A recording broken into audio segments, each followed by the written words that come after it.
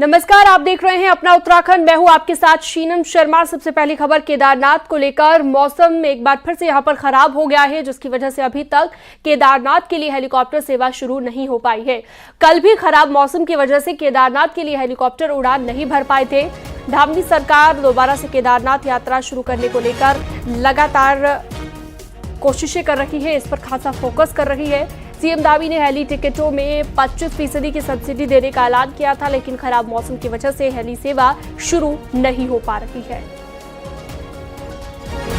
तो फिर से केदारनाथ में मौसम खराब हो गया है, जिसके चलते अब एक बार फिर से दिक्कतें बढ़ गई है। हेली सेवा अभी तक शुरू नहीं हुई है और केदारनाथ के लिए यात्रा शुरू करने की कोशिशें लगातार जारी है। फिलहाल यात्रा को स्थगित किया गया था, लेकिन अब दोबारा से इसे बहाल किए जाने की तैयारी की जा रही है।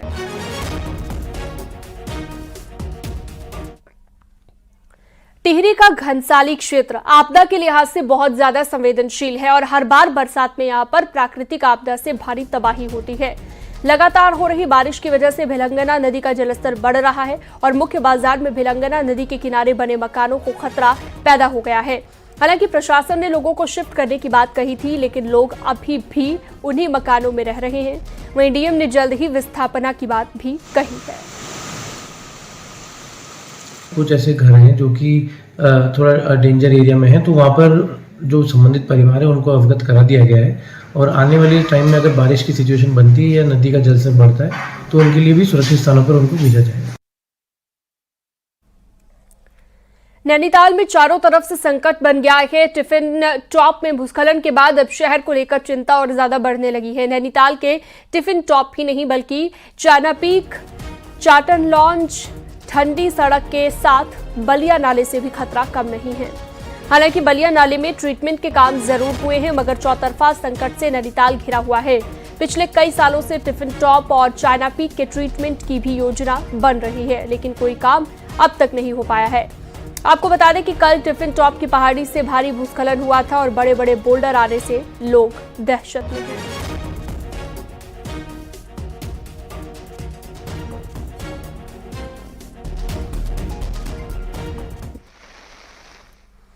कालसी चक्राता सड़क पर नासूर बने डेंजर जोन जजरेड का ट्रीटमेंट जल्द शुरू होने की उम्मीद है। केंद्रीय राज्य मंत्री अजय टम्टा ने कहा कि ऐसे ब्लैक स्पॉट को चिन्हित किया जा रहा है और इसके बाद यहां पर ट्रीटमेंट किए जा रहे हैं।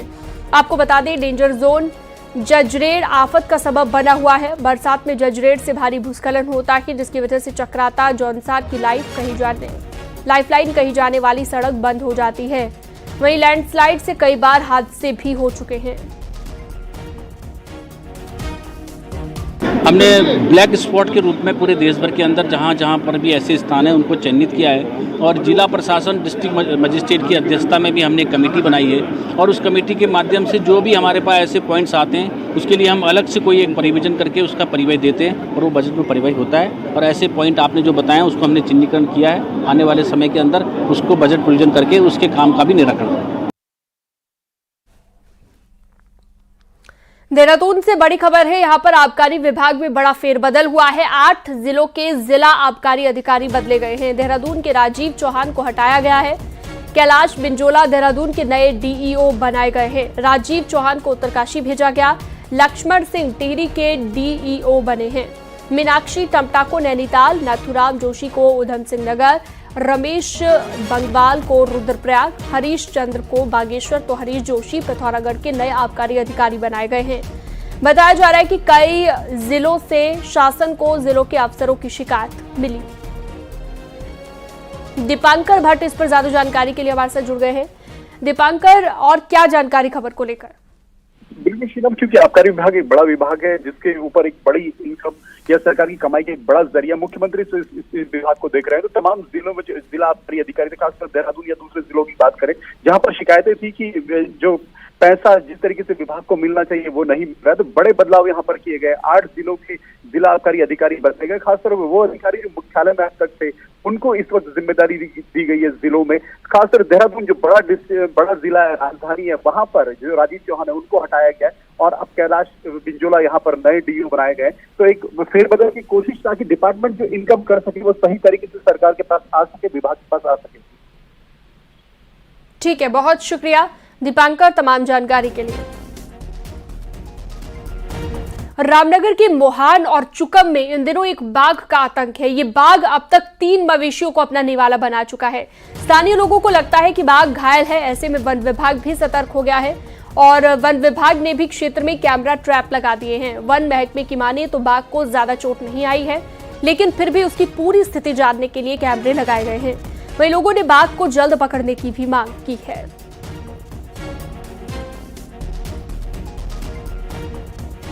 टाइगर को कभी इनफाइटिंग में कभी कभी चोट लगती है, तो छोटा सा घाव का मार्क है, तो उसको हम मॉनिटर कर रहे हैं। हमारे टीम कॉर्बेट टाइगर रिजर्व और रामनगर डिवीजन का दोनों टीम को अलर्ट कर दिए हैं और वहाँ पे जगह जगह पे कैमरा ट्रैप्स भी लगा रखे हैं, तो उसको मॉनिटर करेंगे।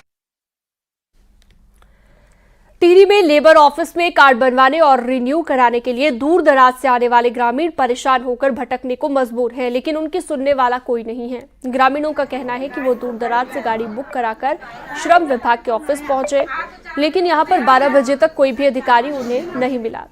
ऑफिस के बाहर एक बोर्ड लगाया गया है जिसमें 6, 7 और 8 अगस्त को छुट्टी की बात लिखी गई है, लेकिन ग्रामीणों को इसकी पहले से कोई जानकारी नहीं है। लोगों ने आरोप लगाया है कि वो 4 महीनों से ऑफिस के चक्कर काट रहे हैं, लेकिन उनके काम नहीं हो पा रहे हैं।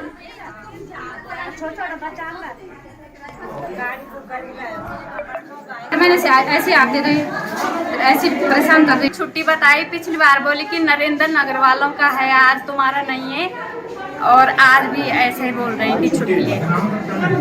कितनी दिक्कतें हो रही है आप लोग की?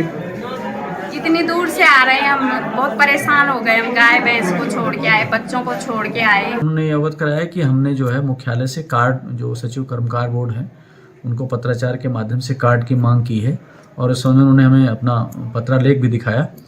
फिर भी मुझे निर्देशित किया गया कि कल वो ये मुख्यालय पे यहाँ बैठेंगे और ये जो महिलाएं आई हैं और इस विषय जो भी समस्या है उसका समाधान करें। अल्मोड़ा शिक्षा विभाग में एक हैरानी भरा मामला सामने आया। यहां पर GGIC में पढ़ने वाली एक छात्रा को कॉलेज प्रबंधन के तुगलकी फरमान का सामना करना पड़ रहा है और छात्रा को स्कूल में घुसने तक से बैन कर दिया गया है। एक रिपोर्ट आपको दिखाते हैं।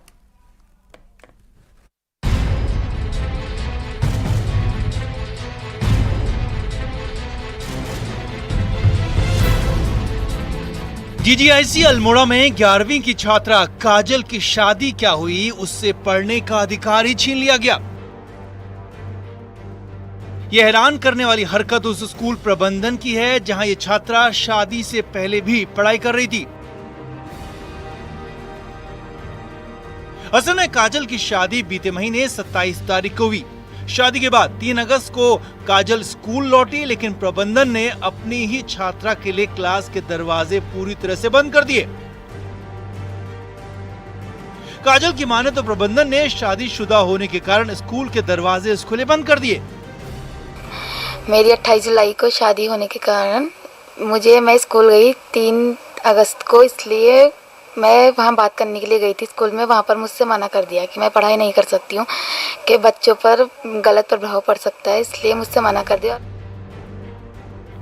स्कूल प्रबंधन का मानना है कि शादीशुदा की संगत में आने से अन्य छात्राओं पर गलत असर पड़ेगा और ये अजब गजब समझ स्कूल प्रबंधन ने किस नियम से बनाए हैं ये कोई नहीं जानता। छात्रा की लाख फरियाद के बाद भी जब स्कूल प्रबंधन अपने तुगलकी फरमान पर अड़ा रहा तो मामला बड़े अधिकारियों की चौखट तक पहुंचा, जिसके बाद सीईओ ने बीए को स्कूल प्रबंधन को तलब करने के ऑर्डर दिए। हमने उनसे यही कहा कि विवाह के बाद अगर बच्चे को नहीं बिठाना होगा क्लास में तो हम उच्चाधिकारियों से पूछेंगे और हमको जो भी दिशा निर्देश मिलेंगे उसके अनुसार हम काम करेंगे। ये बालिका हमारे वहाँ आई थी कल और प्रोग्राम हमको दिया इसने, तो हमने इसमें खंड शिक्षा अधिकारी को इसके निस्तारण के लिए पत्र जारी किया हुआ है। मेरी से भी बात भी हुई थी बीओ साहब से, तो ये बोल रहे थे कि भाई नाम इसका भी कटा नहीं है, नाम इसका ही है, तो निस्तारित हो जाएगा। एडमिशन मिल जाएगा, मिल जाना चाहिए। हमारी जानकारी में ऐसा है नहीं कि शादी के बाद एडमिशन नहीं दिया जाए। इस मामले में स्कूल प्रबंधन पर क्या एक्शन लिया जाएगा ये तो बाद में तय होगा, लेकिन इतना जरूर है कि इस तरह का तुगलकी फरमान जारी करने से अल्मोड़ा GGIC की जमकर फजीयत हो रही है। साथ ही सवाल ये भी है कि जिन लोगों को स्कूल चलाने की जिम्मेदारी दी है वो क्या इस लायक हैं भी या नहीं।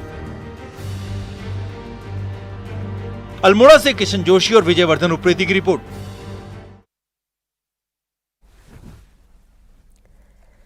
देहरादून में एक प्राइवेट स्कूल की दीवार इन दिनों चर्चा का विषय बनी हुई है। करीब 4.5 करोड़ रुपए की ये दीवार जितनी तेजी के साथ बनी उतनी ही तेजी से दीवार बनाने वाली एजेंसी स्मार्ट सिटी लिमिटेड पर सवाल उठ रहे हैं। और खास बात यह कि दीवार से जुड़े सवालों पर आरटीआई में भी जवाब नहीं मिले हैं। पूरा मामला क्या है आपको दिखाते हैं रिपोर्ट में।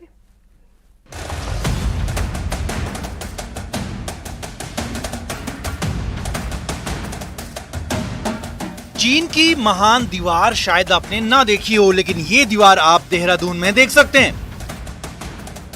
देश में पहचान रखने वाले इस प्राइवेट स्कूल की दीवार पर भ्रष्टाचार के बड़े आरोप लग रहे हैं। चक्राता रोड पर स्मार्ट सिटी प्रोजेक्ट में ये दीवार बनी है, जिसमें जनता की कमाई के पैसे से मजबूत सरिया सीमेंट लगाया गया है। करीब 300 मीटर की इस दीवार पर 4.5 करोड़ रुपए खर्च हुए हैं। साल 2019 से देहरादून में स्मार्ट सिटी का काम शुरू हुआ और वक्त वक्त पर इसको लेकर कई सवाल भी उठे। अब बीजेपी के विधायक खजान दास ने स्मार्ट सिटी का फंड प्राइवेट स्कूल की दीवार के लिए इस्तेमाल करने पर सवाल उठाए हैं। जब ये दीवार बन रही थी तो उस समय मैंने क्वेश्चन खड़ा किया था और माननीय मुख्यमंत्री से अवगत करवाया कि ये किस प्रकार से लग रही है, इसका पैसा क्यों लग रहा है उस क्षेत्र में। तो मुझे लग रहा है कि प्राइवेट संस्थान का ये कार्य स्मार्ट सिटी के पैसे से नहीं होना चाहिए। इसके विरुद्ध मैंने अधिकारियों से भी कहा कि आपने ऐसा क्यों। न्यूज़ 18 ने इस दीवार को लेकर स्मार्ट सिटी के इंजीनियर परवीन कुश से फोन पर बात की, लेकिन उन्होंने कैमरे पर बात करने से इनकार कर दिया। वहीं न्यूज़ 18 ने आरटीआई से भी इस दीवार को लेकर स्मार्ट सिटी से सवाल पूछे, लेकिन स्मार्ट सिटी ने दीवार से जुड़े सवाल के जवाब नहीं दिए। इसके बाद न्यूज़ 18 ने शहरी विकास मंत्री प्रेमचंद अग्रवाल से सवाल पूछे तो उन्होंने इसकी जानकारी होने से इनकार कर दिया। हालांकि ये बात अलग है कि सरकार के ज्यादातर मंत्री रोजाना आते जाते इस दीवार को जरूर देखते हैं। कांग्रेस ने स्मार्ट सिटी में बनी इस दीवार को भ्रष्टाचार बताया और करीब 4.5 करोड़ की दीवार कैसे बनी, किसके कहने पर बनी, इसकी जांच की मांग की है। नहीं, ये विषय मेरी जानकारी में नहीं है।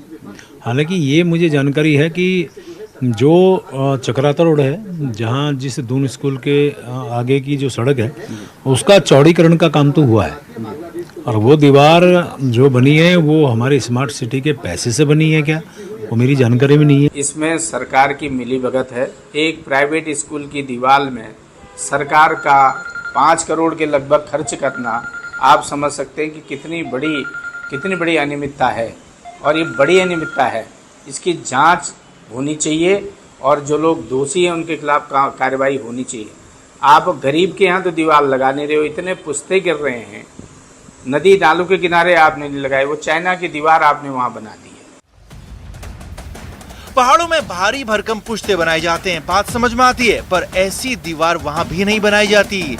ऐसे में देहरादून में स्कूल की बाउंड्री पर बनी कंक्रीट, सरिया, सीमेंट की ये दीवार सियासी मुद्दा बन गई है और बात दीवार में हुए भ्रष्टाचार की जांच तक पहुंच चुकी है। सतिन बर्तवाल के साथ दीपांकर भट्ट, न्यूज़ 18 देहरादून। चमोली के डीएम ने बद्रीनाथ पहुंचकर मास्टर प्लान के काम का जायजा लिया। इस दौरान डीएम ने निर्माण कार्य की गुणवत्ता और समय पर काम पूरा करने के निर्देश दिए। डीएम ने यह भी कहा कि बारिश की वजह से जो काम प्रभावित हुए हैं उन्हें पूरा करने में तेजी लाई जाए और तीर्थ पुरोहितों के भवनों का निर्माण इस सीजन में पूरा किया जाए।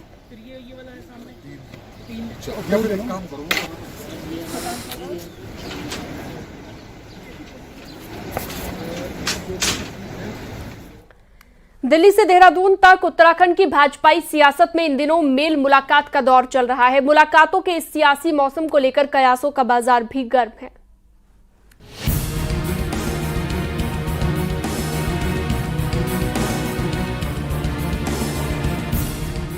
मुख्यमंत्री पुष्कर सिंह धामी आमतौर पर दिल्ली जाते रहे हैं और पीएम से लेकर शीर्ष नेताओं से आए दिन उनकी मुलाकात होती रहती है।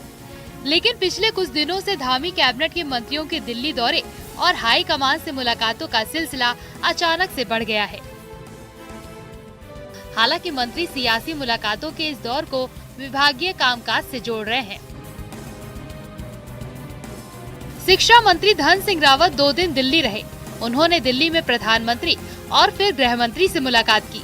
कृषि मंत्री गणेश जोशी भी इसके बाद दिल्ली पहुंचे और उन्होंने भी गृह मंत्री अमित शाह से मुलाकात की। मंगलवार को वन मंत्री सुबोध उनियाल ने भी दिल्ली पहुंचकर गृह मंत्री अमित शाह से मुलाकात की और फिर बुधवार को रक्षा मंत्री राजनाथ सिंह से भी मिले। मंगलवार को ही सांसद त्रिवेंद्र रावत, अजय भट्ट, अनिल बलूनी ने 2022 में उत्तराखंड के चुनावी प्रभारी रहे केंद्रीय मंत्री प्रहलाद जोशी के साथ केंद्रीय गृह मंत्री अमित शाह से मुलाकात की। वहीं मंगलवार को ही पूर्व मुख्यमंत्री तीरथ सिंह रावत ने भी प्रधानमंत्री से मुलाकात की। अब वो किस लिए जा रहे हैं मुझे नहीं पता, लेकिन मैं तो, मेरे पास एग्रीकल्चर विभाग है, एक ऑर्गेनिक कोऑपरेटिव करके एक केंद्र सरकार की संस्था है और माननीय अमित शाह जी का विभाग है। मैं उनसे मिलने गया था। मुलाकातों का ये दौर दिल्ली में ही शुरू नहीं हुआ, बल्कि देहरादून में भी बीजेपी के कई नेता मुख्यमंत्री से मुलाकात करते नजर आए। मुलाकातियों में यूं तो विधायकों की लंबी लाइन है, लेकिन चर्चा में जो चेहरे आए उनमें बिशन सिंह चुफाल, मदन कौशिक और अरविंद पांडे का नाम खास तौर पर शामिल था। तो मुझे लगता है कि कैबिनेट का विस्तार करेंगे, वक्त आने पर करेंगे और काम तो हमारा चल ही रहा है, काम में कोई भी रुकावट नहीं है। जिस तरह से माननीय मुख्यमंत्री जी पूरी कमान संभाले हुए हैं, अधिकतर जहां पर कोई नहीं वहां पे मुख्यमंत्री जी दिखते हैं और ये अच्छी बात भी है। मुलाकातों के इस मौसम पर सोशल मीडिया से लेकर बीजेपी इंटरनल तक में खूब चर्चा हो रही है। दिल्ली की बात करें तो बदले सियासी हालातों में इसे दिल्ली की दरियादिली बताया जा रहा है, तो उत्तराखंड में इसे कैबिनेट विस्तार और सरकार में दायित्व से जोड़कर देखा जा रहा है। देहरादून से न्यूज़ 18 के लिए सुनील नवप्रभात की रिपोर्ट। देहरादून में लोक गायक नरेंद्र सिंह नेगी ने सीएम पुष्कर सिंह धामी से मुलाकात की और सीएम हाउस में नरेंद्र सिंह नेगी सीएम से शिष्टाचार भेंट करते नजर आए। इस दौरान सीएम पुष्कर सिंह धामी ने लोक गायक नरेंद्र नेगी का सम्मान भी किया।